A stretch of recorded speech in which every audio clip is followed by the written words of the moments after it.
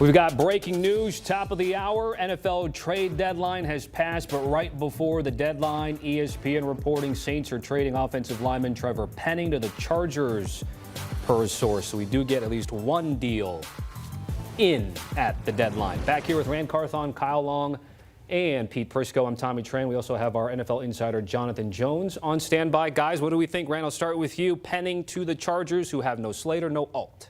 I mean, it's a solid pickup for him. I'll say I don't think it's earth-shattering or earth-moving at this point.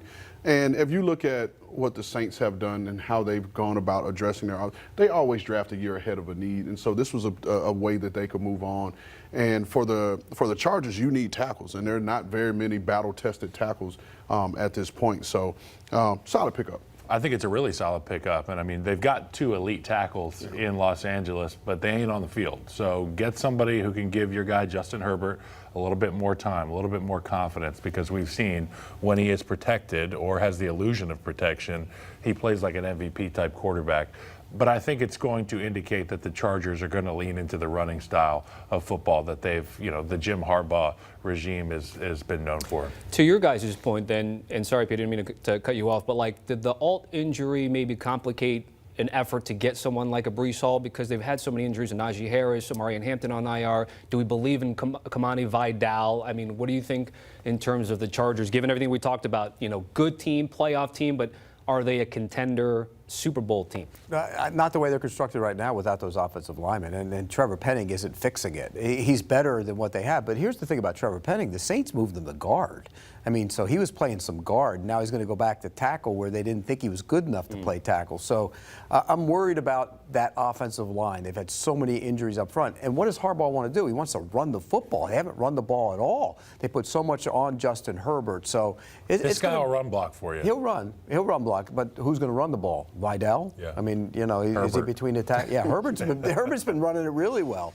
So I am concerned about that team. To me, I don't think they should have traded for a running back, because you spent the first-round pick on Amari Hampton, and hopefully he'll be back at some point, and you don't want to crowd the backfield and crowd his development, because he was running the ball well before he got hurt. He was really starting to emerge, and for everything that Kamani Vidal is not, he's been solid in that role. And if you look at their stats on the season, Kamani Vidal and Amari Hampton both have 66 carries on the season. I think, if my memory serves me correct, Hampton has 324 yards rushing.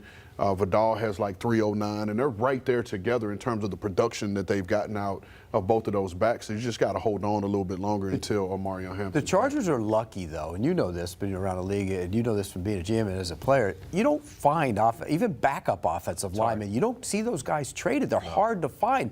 Backup offensive lines in this league are awful. So you get a guy that's capable of being a backup. If he's not starting maybe next year, then why not go get it? But I think that's actually a pretty good move for the Chargers for the future. Rand, just give me a quick thought on New Orleans. We talked about teams that are offloading like the Jets. I know we don't have to spend too much time on New Orleans, but again, young quarterback, new head coach. What do you think about the Saints now post-deadline? Well, I'll say young in tenure, because he is 26, about to be 27, so he's a little bit older, longer in the tooth as most than most young quarterbacks.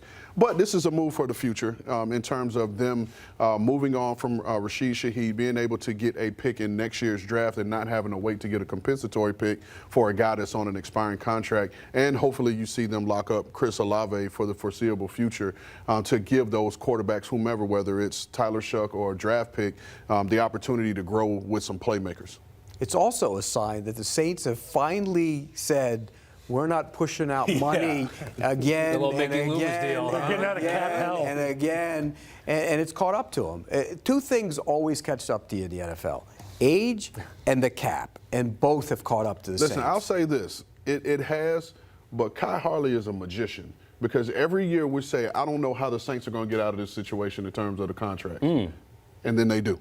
And they still have the money in their operating budget to sign guys throughout the year. Look at the roster. Yeah, that's how you get out of it. But again, you still got to massage all that and get it up under the cap. And somehow, every year, they figure it out. A win for the Saints this year looks like patience in your new head coach, developing a culture, and setting the table for whoever it is to play quarterback for that franchise. Right.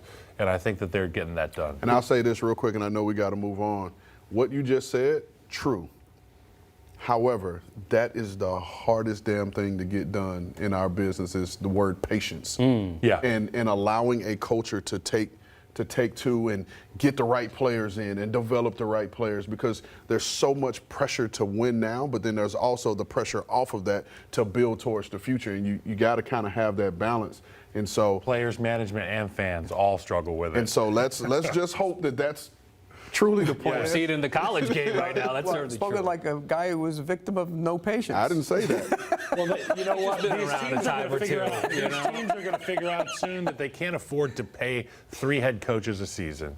You know, I'm thinking At about some the point. Raiders. They've got all these coaches on their payroll, and there's a number of teams like that. You have to be able to just stick with something and see it through.